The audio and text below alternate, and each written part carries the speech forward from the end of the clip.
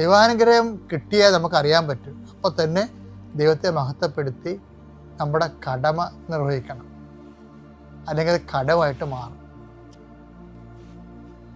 അത് ദൈവത്തെ മഹത്വപ്പെടുത്തി അത് 10 മനുഷ്യരോട് നീ പറയണം. ഉടമ്പടി എടുത്താണെങ്കിൽ നീ കൃപാസനം അൾത്താരം എന്ന് പറയണം. അല്ലാതെ നീ പ്രാർത്ഥിക്കണതിൻ്റെ സ്വകാര്യ ജീവിതത്തിലേക്ക് കിട്ടുന്ന അനുഗ്രഹങ്ങൾ മറ്റു മനുഷ്യർ പറയണം. നീ ദൈവത്തെ മഹത്വപ്പെടുത്തണം. കാര്യം ഈ മഹത്വപ്പെടുത്തുന്നത് എന്ന് പറയുന്നത് എപ്പോഴും ഏറ്റുപറച്ചിലാണ് വരണത്, അല്ലാതെ സ്വയംകൃത ചരിത്രമില്ല അതിൻ്റെ അകത്ത്. മനുഷ്യരുടെ മുമ്പിൽ എന്നെ ഏറ്റുപറയുന്നവനെ എൻ്റെ സ്രോതസ്ഥനായ പിതാവിനെ ഞാൻ ഏറ്റുപറയും. അപ്പോൾ നമുക്കൊരു അനുഗ്രഹം ദൈവത്തിൽ നിന്ന് കിട്ടിയാൽ മറ്റുള്ളവർക്ക് വിശ്വാസം ഉണ്ടാകാൻ വേണ്ടി അത് നമ്മൾ ഏറ്റുപറയണം. ദൈവത്തെ മഹത്വപ്പെടുത്തണം.